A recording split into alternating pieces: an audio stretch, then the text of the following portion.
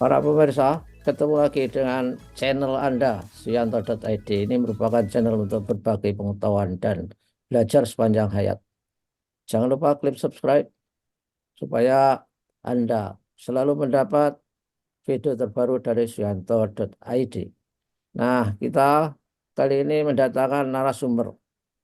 Ini pemuda kita, milenial lah kira-kira. Dan beliau adalah Saudara Iman Zanatul Heri. Beliau adalah alumni dari jurusan Pendidikan Sejarah Universitas Negeri Jakarta 2013. Jadi baru kemarin. Jadi termasuk ABG ini. Jadi dibandingkan saya yang sudah 72 tahun. Nah, mulai karirnya itu pokoknya di seputar pendidikan, mengajar, baik itu di madrasah, di sekolah, di SMA, Hello Motion, dan pindah-pindah ke beberapa sekolah, beberapa kegiatan, antara lain merupakan anggota Departemen Penelitian dan Pengembangan Asosiasi Guru Sejarah Indonesia. Dan yang terakhir ini, beliau adalah menjadi Kepala Bidang Advokasi Guru Perhimpunan Pendidikan dan Guru yang sudah terkenal, kita kenal di masyarakat, yang disebut P2G. Nah, kita sapa, dan sebelum menyapa narasumber, kalau video ini sampai ke tangan Anda, ini adalah berkat editor channel kita, Mas Heri Teguh Yono. Beliau adalah guru SMP Negeri 2 Karanganyar di Kabupaten Ngawi. Kita sapa dulu. Assalamualaikum warahmatullahi wabarakatuh, Mas Iman. Waalaikumsalam. Ya, Mas Iman, ini kan sedang di masyarakat ramai dibicarakan bahwa guru sekarang ini tidak memiliki kesempatan memfokuskan diri untuk mengajar, mendidik anak di sekolah karena beban yang luar biasa, beban administratif. Padahal dulu janjinya Mas Menteri di eh, kurikulum Merdeka, Merdeka Belajar itu yang pertama kali Merdeka Belajar seri 1 atau episode 1 yang dikatakan adalah silabianya 1 halaman. Itu untuk cermin bahwa jangan membebani guru. Nah, sekarang kok kembali lagi gimana, Mas, menurut sampean? Apa ini sebetulnya uh, yang terjadi? Guru-guru, saya juga punya mahasiswa guru sedang S3, itu mengeluh juga itu. Jadi harus mantengin link-link, banyak link yang itu perlu waktu. Gimana persepsi Mas Iman? Iya, terima kasih Pak Suyanto. Saya termasuk juga guru yang em, kemakan janji ya dari RPP 1 lembar. Saya termasuk bahagia. Bahkan sebelum itu akhirnya ketahuan bohong, saya udah ngulik sendiri Pak Suyatno. Saya Nah, udah ngulik gimana caranya bikin RPP 1 lembar. Dan ternyata walhasil ketika kurikulum Merdeka, RPP dirubah menjadi modul yang tadinya mungkin 5-6 lembar jadi puluhan lembar gitu. Jadi tambah banyak gitu. Nah, itu yang pertama. Jadi ekspektasi kita terhadap Nadiem Makarim ini memang terlalu tinggi. Lalu juga saya ini ya baru 5 tahun lah jadi guru dan merasakan di beberapa sekolah gitu. Nah, kenapa guru-guru ini jadi viral dan juga masyarakat menjadi perhatian, sebetulnya ada beberapa faktor ya. hmm, Yang pertama, guru sebagaimana pendidik dimanapun, dosen gitu ya, ketika pandemik ini kan sudah melakukan migrasi ke dunia digital. Tapi migrasi ini migrasi yang dipaksakan. ya, Sehingga kemudian watak-watak di dunia nyata, misalkan nyari sertifikat, absen, itu di dunia digital juga masih kayak gitu ya. hmm, Mungkin Pak Suyanto kalau lihat di komentar ada yang nyari sertifikat kan ya, nyari ya, absen dan sebagainya gitu. Tapi itu membuktikan betapa guru itu mudah dimobilisasi oleh pemerintah dan juga negara. Mereka harus gampang. Kalau negara bilang A pasti nurut gitu dan lain sebagainya. Nah, beban digital ini terjadi di masa pandemi. Ketika kembali ke masa normal, artinya sebetulnya kita punya 2 beban. Ada beban yang sebelum masa pandemik dan beban setelah zaman pandemik. Jadi kalau dulu zaman pandemik kita kadang-kadang jam kerja berkurang, tetapi ada rapat sampai malam. Ketika setelah pandemik, rapatnya makin banyak, ya offline-nya juga ada. Dan yang kami sayangkan itu, Pak Suyanto, ketika pandemi kita berubah kurikulum menjadi kurikulum darurat, artinya dia natural ya, organik, Ya. buat menyesuaikan keadaan. Ternyata ambisi untuk merubah kurikulum ini sangat tinggi, sehingga selesai pandemi kita menghadapi juga beban baru, yaitu beban kurikulum baru. Dan sekolah-sekolah ini dituntut secara halus untuk merubah kurikulum. Nah, karena menterinya cerdas, perubahan kurikulum ini dilakukan percepatan dengan menggunakan aplikasi. Ya.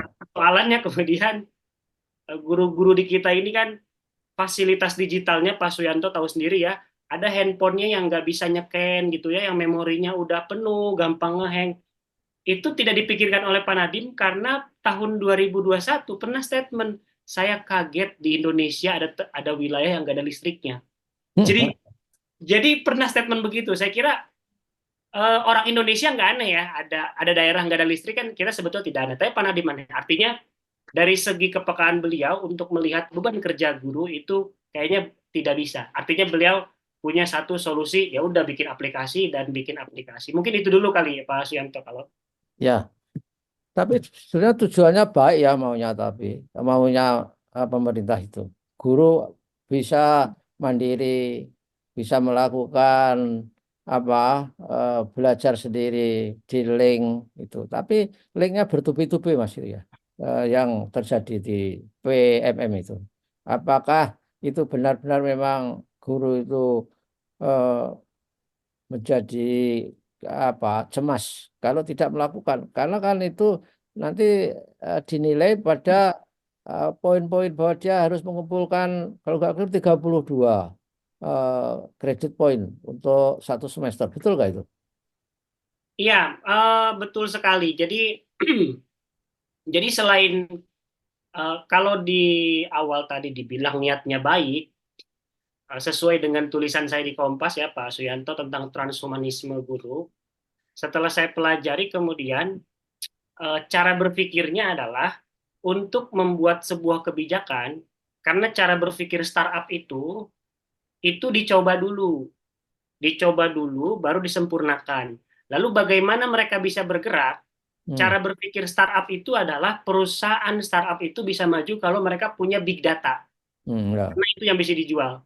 Hmm. Nah, jadi pikiran Pak Nadiem itu seluruh guru di Indonesia itu setor data aja dulu. Nanti dia bisa meng-create sesuatu seperti rapot pendidikan hari ini gitu. Hmm. Pertanyaan kami kemudian ketika rapotnya sudah turun gitu, apakah itu berdampak bagi pendidikan? Kenyataannya untuk memenuhi ambisi Pak Menteri kita untuk big data itu guru-guru kelelahan, begadang, maaf, ada yang kelelahan di depan laptop, meninggal di jalan karena kecapean, jatuh dari motor, ada juga apa namanya begadang tiap malam. Bahkan Presiden Jokowi itu mengkonfirmasi hal ini. Bahkan beliau mengutip sebuah riset yang menyatakan guru adalah pekerjaan paling stres dibandingkan pekerjaan-pekerjaan. Karena saya ingat betul Pak Jokowi pernah belusukan ke Bogor, malam-malam kan beliau suka begitu ya. Itu Ya. ada guru yang masih bangun, ternyata lagi isi-isi input data. Nah, jadi menurut saya cara berpikirnya dari awal menurut saya Pak Nadiem sudah salah. Karena dia menganggap kita itu hanya data aja gitu. Ya udah kamu input data aja sebanyak-banyaknya. Dia tidak memikirkan beban kerja, dia tidak memikirkan masih ada yang tidak sejahtera dan guru-guru yang nggak punya sinyal dan listrik. Wah, itu seram sekali. Apalagi pulsa pribadi ya Pak Suyanto. Hmm. Itu. Loh, saya kan eh, kementerian pernah bagi-bagi pulsa, Mas. Itu tapi ada masalah juga ya. Pulsanya itu tidak bisa digunakan secara umum. Hanya bisa digunakan untuk platform tertentu. Itu benar nggak itu? Itu betul. Jadi ketika baru pandemik, pertama kali sekolah ditutup, Pak Suyanto mungkin ingat ya, Hmm. sekolah ditutup, keluar surat edaran bahwa murid-murid dan guru-guru selama pembelajaran jarak jauh, dulu namanya DBR ya, belajar di rumah gitu kan, Ya. itu direkomendasikan 6 aplikasi. Satu aplikasi punya Kemdikbud, Pustekom dulu namanya, Pusdatin namanya rumah belajar, yang 5 lagi swasta Hmm. itu. Dan setelah itu muncul bantuan pulsa selama 2 gelombang, yang pulsanya itu hanya boleh aplikasi itu saja. Kalau tidak diprotes, Hmm. P2G termasuk yang protes, akhirnya baru tuh Pak, baru boleh buat WhatsApp. Karena kami bilang, ngapain ngasih pulsa buat aplikasi? Orang guru-guru bikin kelasnya di WA, saya bilang. Kenapa nggak dikasih pulsa WA? Akhirnya baru tuh Pak, dari yang cuma 6, 5 akhirnya 2.000. Itu masih terhitung, jadi nggak bebas, pulsanya bukan. Oke. Dan guru-guru banyak yang nggak dapat juga, termasuk saya. Saya 100% nggak dapat, saya nggak dapat. Nggak Terus dapatnya itu, nggak dapatnya karena sampean males antri atau memang apa sistem distribusi pulsanya itu tidak jelas. menurut saya sistem distribusinya tidak jelas, karena saya ini terdaftar di Dapodik, saya punya SIM PKB, harusnya kan otomatis. Tapi Oh kalau iya. nggak dapat, dan P2G juga melakukan survei acak ya, itu ada sekitar 7 provinsi, guru-guru kita tanya secara acak, ada yang nggak dapat, ada. Jadi Hmm. kami kira agak bingung ya, menterinya dari perusahaan IT, tapi kok soal data masih berantakan, kira-kira gitu. Itu yang kami sesalkan. Oke, oke. Nah, itu yang sampean aja seperti tulisan di Kompas itu, yang saudara tuliskan itu mestinya itu yang saudara tuliskan itu pengalaman pribadi atau hasil dari saudara mengamati teman-teman guru atau teman-teman guru itu juga merasa tertekan dengan rezim aplikasi ataukah eh, sampai sendiri juga begitu? Gimana Iya, itu? itu dua-duanya, dua-duanya. Karena saya di sekolah di 2022-2023 itu merasakan betul tiap pagi, Pak Suyanto ya, pagi-pagi briefing kepala sekolah, Bapak Ibu jangan lupa ya diinstal aplikasi PMM-nya besoknya lagi. Bapak Ibu sudah install belum? Coba di absen di grup, sampai di absen, Pak. Karena ternyata kepala sekolah itu ditekan oleh pengawas, pengawas ditekan oleh dinas, dinas ditekan oleh kementerian. Tidak ada surat menyuratnya, tapi broadcast WA-nya ada. Saya udah nyimpen sekarang. Itu pertama. Yang kedua, karena saya kepala bidang advokasi, saya menghimpun banyak curhatan guru-guru Hmm. soal itu. Yang ketiga, tulisan itu sebetulnya sudah jadi puncak kekesalan saya, Pak. Karena saya juga nulis itu sampai sakit sebetulnya, karena mendalami peran betul gitu. Nah, saya betul sekali. Karena itu rasa kesal yang, jadi tulisan itu memang sangat berisi karena saya menumpahkan betul. Jadi untuk membuktikan itu, di sosial media ini maaf ya, ada influencer-influencer yang tugasnya menyalah-nyalahkan guru, dan itu nyata Pak, itu ada. Hmm. Mereka punya hashtag tertentu namanya miskonsepsi gitu ya. Hmm. Nah, untuk melawan itu, maka kita melawan dengan riset. Akhirnya kami P2G melakukan riset dari bulan Desember sampai Januari lalu ketika ribut SKP itu ya Pak ya, yang Ya. penilaian kinerja harus sekian poin dan lain sebagainya. Kami riset hanya anggota kami, itu juga cuma pengurus saja, 200 guru di seluruh Indonesia, 26 provinsi. Jawabannya identik dengan dugaan kami. Hmm. 93% menganggap PMM adalah beban baru. Jadi bohong kalau dibilang ini meringankan. Enggak itu. Tapi di sosial media itu mungkin kalau Pak Suyanto hari ini nggak segera mengupload, kita kalah Pak dengan orang-orang yang bikin konten, ayo Bapak Ibu isi kinerja dan lain sebagainya. Jadi sangat masif sekali, dan guru-guru itu kedua yang paling kami soroti adalah mereka ini menggunakan aplikasi 60% lebih itu pakai pulsa pribadi dan listrik pribadi. Jadi aplikasi Hmm. itu dipakai ketika di rumah, Pak, pakai WiFi pribadi. Ya. Dan kebanyakan menyelesaikan pekerjaannya itu dibawa ke rumah. Artinya apa? Artinya pekerjaannya overload. Karena kalau sampai dibawa ke rumah berarti kan udah penuh banget ini di sekolah gitu, Pak. Kami bahkan menemukan 10% guru itu mengerjakan PMM ketika ngajar. Coba Oh. bayangkan. Itu itu gimana coba? Artinya si guru yang menjawab ini kan, oh berarti dia bela-belain sampai nggak ngajar. Kami terkonfirmasi cabang P2G di Kupang, saya tanya, siapa di sini yang begadang ngisi PMM? Semua angkat tangan, Pak. 6 sekolah, 6 kepala sekolah, dan juga 20 guru. Lalu saya tanya begini, gimana masih begadang? Oh enggak, kemarin kita ngisi PMM nggak sampai begadang, Pak Iman. Oh gimana caranya? Anak-anaknya kita pulangin katanya. Aduh, saya bilang. Jadi Jadi mengganggu guru dan mengganggu pembelajaran itu ironis. Tapi dikampanyekannya eh, SKP dari kinerja dari PM ini disebutnya meringankan. Jadi ini banget aspirasi dari bawah nggak masuk kayaknya. PMM itu meringankan tugasnya apa? Orang-orang kementerian yang punya tupoksi untuk sosialisasi, untuk training gitu. Dengan Betul sekali. dengan cara Tapi agak apa membebani guru itu saya kira. Itu harusnya kan ada proses sosialisasi, training, pelatihan. Tapi dia suruh latih-latih dirinya sendiri dikasih link itu. Begitu kan? iya, kurang lebih seperti itu. Bahkan Pak, anggaran kurikulum Merdeka itu lebih tinggi 300 triliun, beberapa ratus triliun daripada kurikulum 2013. Saya hitung kemarin.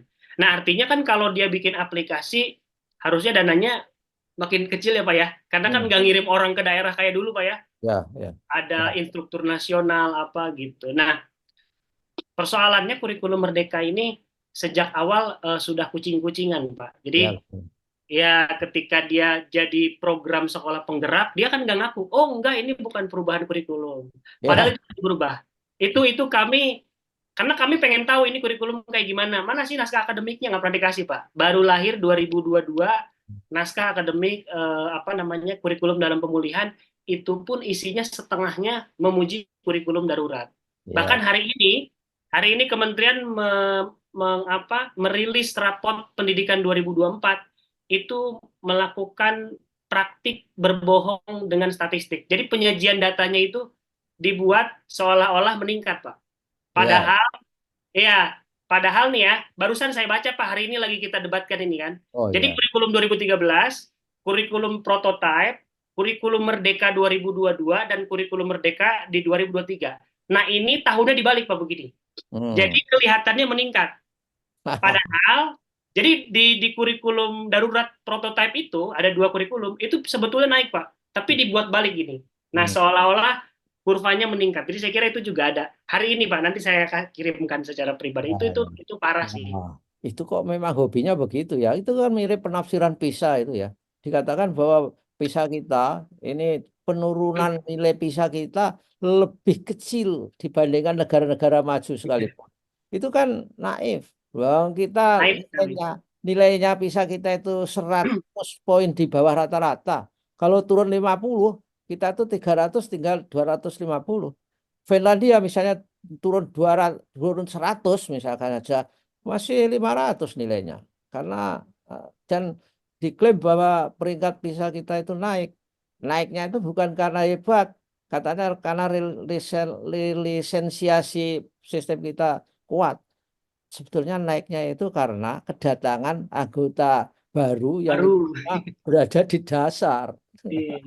ya itulah jadi memang memang banyak yang mikir orang di sana itu, banyak orang pintar, orang cerdas, tetapi tidak tahu lapangan yang seperti saudara katakan tadi itu, saya sepakat itu. Jadi yang dia pikirkan itu sebenarnya nggak ada di di lapangan, di dunia nyata. Misalnya, contohnya kurikulum Merdeka itu setelah didesain, di apa-apa gitu, tapi ternyata nggak match mas. Akhirnya dibikin makom, 3 makom sekolah.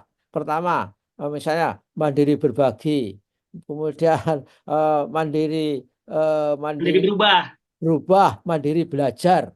Kenapa sejak sejak sejak awal itu didesain seperti itu? Kalau didesain seperti itu kan bisa dipeta-petakan gitu ya.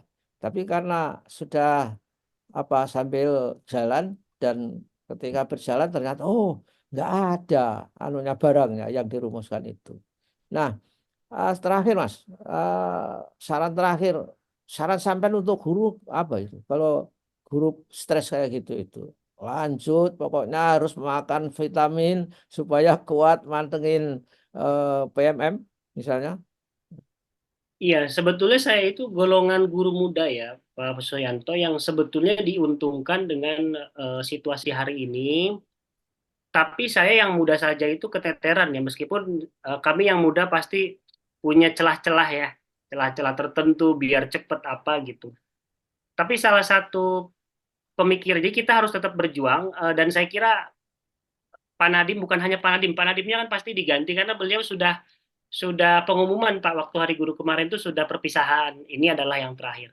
Tapi kami kira para pembisiknya ini yang ngotot gitu ya, bahwa kurikulum Merdeka berhasil, saya kira mereka kurang wise ya. Hmm. Eh, Kebijakan pendidikan gitu, kalau itu adalah gagal, tapi kalau kita jujur ya enggak masalah gitu Pak. Itu kan ada pandemi gitu ya, Oh ya mungkin ya. mereka gagal. Saya kira kalau se-wise itu, sebijaksana itu, saya kira tidak masalah. Nggak masalah kita hari ini gagal dan lain sebagainya. Nah, tapi kan kegagalan itu karena ada dasarnya. Naskah akademik misalkan Pak ya, dan lain sebagainya. Nah, masalahnya kan mereka tidak punya itu sehingga harus benar. Nah, kepada guru-guru tentu saja di era digital seperti ini memang harus tetap tetap mengikuti perkembangan zaman dan lain sebagainya. Tetapi kami dari P2G tetap akan mengkritisi ini karena salah satu yang saya bayangkan itu Pak, saya hari ini diuntungkan karena muda, mungkin teman-teman seusia saya ada yang jadi guru penggerak, ikut lomba terus menang dan lain sebagainya pakai AI.